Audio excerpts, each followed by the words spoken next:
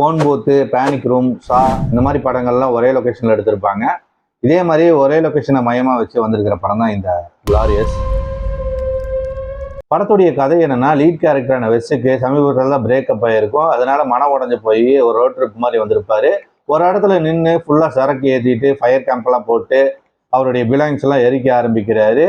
ஒரு கட்டத்தில் ஃபுல்லாக தூக்கி விட்டு மட்டையாயிடுறாரு. அடுத்த நாள் காலையில் ஹேங் ஓவரோட எந்திரிக்கும் போது அவருக்கு வாமிட் வர மாதிரி இருக்குது. அதனால அங்கே இருக்கிற ஒரு ரெஸ்ட் ரூமில் போய் வாமிட் பண்ணுறாரு. அப்போது அங்கே ஒரு குரல் முடிஞ்சிருச்சா அப்படின்னு கேட்குது. இவரும் முடிஞ்சிருச்சுன்னு சொல்கிறாரு.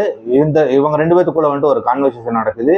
இந்த கான்வர்சேஷனில் இவரால் வந்துட்டு அந்த பாத்ரூம்லேருந்து வெளியே போக முடியாமல் போயிடுது. இதுக்கப்புறம் இவர் அந்த பாத்ரூம்லேருந்து வெளியே வந்தாரா, அந்த குரல் யார், இதெல்லாம் தான் இந்த படத்துடைய மீதி கதை.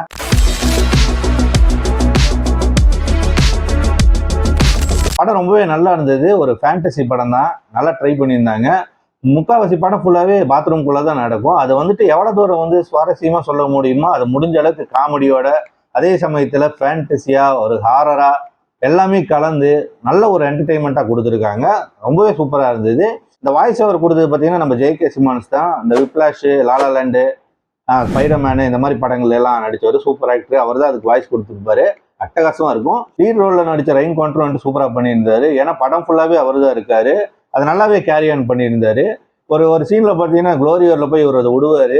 உடனே இதை வச்சாடா உலகத்தை காப்பாற்ற முடியும் அப்படிங்கிற மாதிரி ஒரு காமெடி வரும். அதெல்லாம் சூப்பராக இருக்கும். அதே மாதிரி எனக்கு இது வேணும் அப்படின்னு சொல்லும்போது வந்துட்டு இவர் வந்துட்டு உன்னை கட் பண்ண பார்ப்பாரு. அந்த சமயத்தில் அங்கலடா அப்படிங்கிற காமெடியெலாம் சூப்பராக இருக்கும். படத்தில் வந்துட்டு டைலாக் பெரிய ப்ளஸ்ஸாக இருக்குது. ஏன்னா படம் ஸ்டார்டிங்லேருந்து எண்டு வரைக்கும் வந்து ஒரு என்கேஜிங்காகவே போகுது, நல்லாவே போச்சு. அதில் வந்துட்டு கொஞ்சம் கூட மிஸ் ஆகாமல் டைலாக்காகவே கான்வர்சேஷன் நிறையா இருக்கிறனால வந்துட்டு நல்லாவே வந்துட்டு டைலாக் எழுதியிருந்தாங்க. ரொம்பவே சூப்பராக இருந்தது. அதே மாதிரி அந்த பாத்ரூமில் இருக்கக்கூடிய அந்த கலர், அந்த பிங்க் கலரு, அந்த கலர் கிரேடிங்லாம் வந்துட்டு சூப்பராக இருந்தது. அட்டகாசமாக பண்ணியிருந்தாங்க. இங்கே நடக்கக்கூடிய அந்த காமெடியெல்லாம் நல்லாவே ஒர்க் அவுட் ஆயிருந்துச்சு.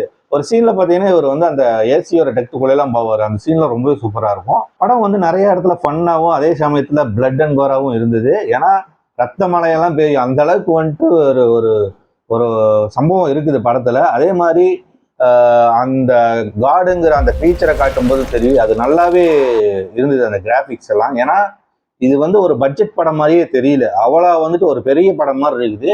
அந்த அளவுக்கு வந்துட்டு நல்லா பண்ணியிருந்தாங்க. அதுதான் மெயின். நல்ல ஒரு சூப்பராக இருந்துச்சு. இந்த படத்தை எடுத்தது வந்து ஒரு லேடி டைரக்டர் தான், ரெபேக்கா மெக்கன்ட்ரிங்கிறவங்க. சூப்பராக பண்ணியிருந்தாங்க. நல்ல ஒரு ரைட்டிங் இருந்துச்சு. ஏன்னா இந்த மாதிரி படங்கள் எல்லாம் கண்டிப்பாக ஸ்க்ரீன் பிளே நல்லா இருக்கணும், இல்லைன்னா வந்துட்டு சொதப்பிடும். அதை வந்துட்டு நல்லா கவனித்து அட்டகாசமாக எழுதியிருக்காங்க. ரொம்பவே நல்லா இருந்தது. இந்த படம் வந்து ஒரு வெல் ரிட்டனாகவே இருக்குது. 1 hour 20 minutes தான் வந்துட்டு படமே ஓடுது. அது வந்துட்டு நல்ல கிரிப்பாக என்கேஜிங்காகவே கொண்டு போயிருக்காங்க.